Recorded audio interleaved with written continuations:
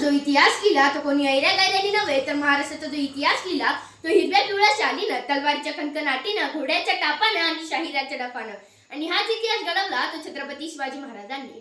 मुजरा तर छत्रपती शिवरायाला, रयतेच्या राजाला, ज्याच्या भक्तीला जोड नाही, शौर्याला तोड नाही, जो अथंग आहे सागरा समान, ज्याचा छत्र म्हणजे आभाळ सन्मान, तो त्या सूर्याची शान, मराठी मनाचा धगधगता अभिमान, काळीज आहे सह्याद्री, ज्याला शंभूंचा अभिमान, महाराष्ट्राचा देववाऱ्यात ज्याचं पहिलं स्थान, असे छत्रपती शिवाजी महाराज. अशा शिवाजी महाराजांच्या स्वराज्यातील अहमदनगर प्रांतातील लोणी या गावातील प्रभा गर्ल्स इंग्लिश मीडियम स्कूलची इयत्ता 7वीची मी विद्यार्थिनी कुमारी दीपिका उत्तम येवले SRW फाउंडेशन द्वारा आयोजित वक्तृत्व स्पर्धा या विचार मंचावर विषय मांडत आहे छत्रपती शिवाजी महाराज आदर्श राजा. आदर्श म्हणजे काय? ज्या व्यक्तीचे गुण विचार आपल्याला आवडतात व ज्यासारखे बनण्याचा आपण प्रयत्न करतो त्याला आदर्श असे म्हणतात. मित्रांनो, इतिहासाच्या पानावर अनेक राजे होऊन गेले, पण आदर्श राजा तो ज्याच्या राज्यात प्रजा सुरक्षित, सुखी आणि समाधानी असते. राजा तो नव्हे जो सिंहासनावर बसून राज्य करतो, तर राजा तो जो जनतेच्या हृदयात बसून राज्य करतो. राजा तो नव्हे जो फक्त राज्य करतो, राजा तो जो प्रजेच्या सुखदुःखात सामील होतो. अशा शिवाजी महाराजांसाठी जिजाऊ शिवाईदेवीकडे गेल्या होत्या आणि प्रार्थना केली होती, हे शिवाईदेवी, हे शिवाईदेवी, गोरगरिबांचं राज्य येण्यासाठी, दीनदलितांचं राज्य येण्यासाठी, बहुजनांचं राज्य येण्यासाठी, मराठ्यांचं राज्य येण्यासाठी मला असे एक पुत्र दे. दगडालाही पाजर फुटला, वाराही शांत झाला. सन 19 फेब्रुवारी 1630 रोजी शिवनेरीवर शुभांचा जन्म झाला. पुत्र जिजाऊंना झाला, पुत्र शहाजींना झाला, पुत्र अख्ख्या महाराष्ट्राला झाला. जन्म माझ्या राजाचा झाला, जन्म माझ्या शुभाचा झाला. त्यावेळी एक नाही, दोन नाही, तर 5 सुलतानी सत्ता या महाराष्ट्राच्या उड्यावर थया थया नाचत होत्या. मंदिराचे मंदिरं लुटल्या जात होते. राजे 6 वर्षाचे झाले आणि शहाजी राजांनी जिजाऊंची आणि शिवरायांची रवानगी पुण्यात केली. जसे राजे मोठे होऊ लागले तसे त्यांना गुलामीची जाणीव होऊ लागली. राजे 16 वर्षाचे झाले आणि त्यांनी स्वराज्याची संकल्पना आखली. भोसले कुळातील या सुपुत्राने बिजापूरचा आदिलशाह आणि मुघल साम्राज्याच्या विरुद्ध स्वतःचे राज्य स्थापन केले. भवानी मातेचा लेकरू मराठ्यांचा राजा होता. अहो, भवानी मातेचा लेकरू मराठ्यांचा राजा होता. झुकला नाही कोणासमोर, मुघलांचाही बाप होता. झुकला नाही कोणासमोर, मुघलांचाही बाप होता. राज्याभिषेकाचा दिवस होता. शिवरायांनी राज दरबारात प्रवेश केले. 32 माळाचं सिंहासन तेथे ठेवण्यात आला होता. त्याला 3 पायऱ्या होत्या. प्रथम पायरी चढता शिवरायांना आठवले, राजे लाखो गेले तरी चालतील, पण लाखोंचा पोशिंदा जाता कामा नाही. लाखो शिव नावी शिव काशीत जन्माला येतील, पण रयतेच्या राजेने शक्य नाही. हे शब्द आठवून राजांच्या डाव्या डोळ्यातून पाणी आले. राजांनी दुसऱ्या पायरीवर पाय ठेवला. पाय ठेवताच त्यांना आठवले, राजे तुम्ही सुखरूप विशालगडावर जा. 5 तोफांची सलामी द्या. जो 5 तोफांच्या सलामीचा आवाज येत नाही तोपर्यंत हा बाजी प्रभू देशपांडे आपले देह सोडणार नाही.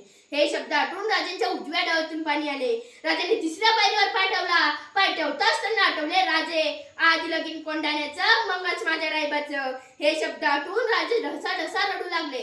अशा या रयतेच्या राजानं इसवी सन 1674 रोजी शिवछत्रपती म्हणून आपला राज्याभिषेक करून घेतला. काय सांगूले का ऊर माझा फुटत आहे, काय सांगूले का ऊर माझा फुटत आहे. रायगड आणि प्रतापगड ती तुटत आहे. अफजल खानाचा वाटता पुरंदर काळीज माझा मुडूप आहे. अफजल खानाचा वाटता पुरंदर काळीज माझा मुडूप आहे. सांगा ओढून त्याला हे राज्य माझ्या शिवरायांचं आहे. सांगा ओढून त्याला हे राज्य माझ्या शिवरायांचं आहे. खऱ्या अर्थाने आज छत्रपती शिवाजी महाराजांच्या आदर्शाची गरज आहे.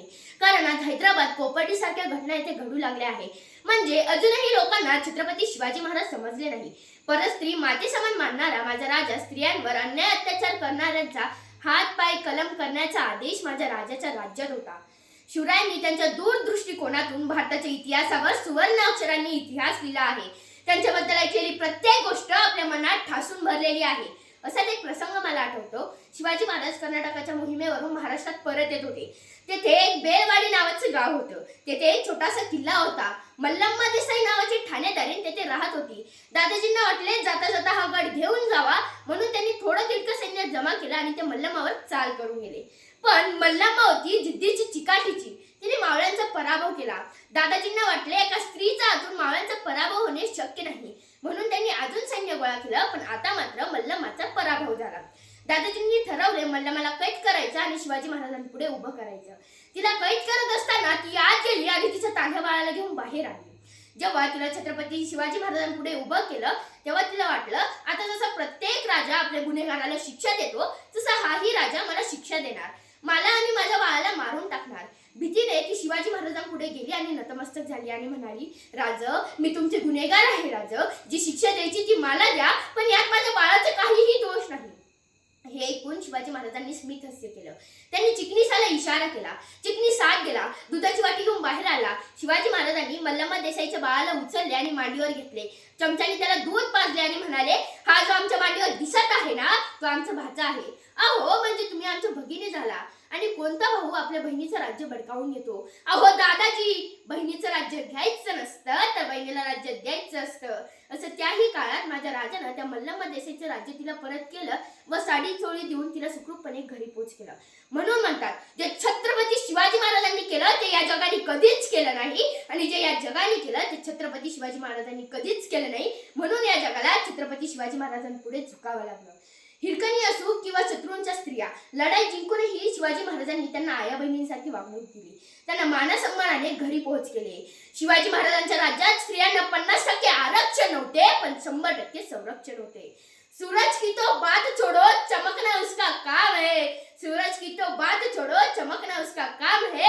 जिसने मानव जाति को चमकाया, शिवाजी उसका नाम है. जिसने मानव जाति को चमकाया, शिवाजी उसका नाम है. आज 400 वर्षे होऊन गेले तरी शिवाजी महाराजांचे आदर्श आपल्याला प्रेरणा देतात. मोकळ्या मनाने किती उधळू तुझ्या शब्दांचे बुडबुडे. मोकळ्या मनाने किती उधळू शब्दांचे बुडबुडे. तुमचे पोवाडे गातील पुढचे तोफांचे चौघडे. तुमचे पोवाडे गातील पुढचे तोफांचे चौघडे. आमच्या महाराष्ट्राची शान आणि मराठी मानाचा धगधगता अभिमान. स्त्रियांना दिले त्यांच्या मातेचे सन्मान. असा या छत्रपती शिवाजी महाराजांच्या आदर्शाचा आहे आम्हाला अभिमान. अशा या छत्रपती शिवाजी महाराजांच्या आदर्शाचा आहे आम्हाला अभिमान. धन्यवाद.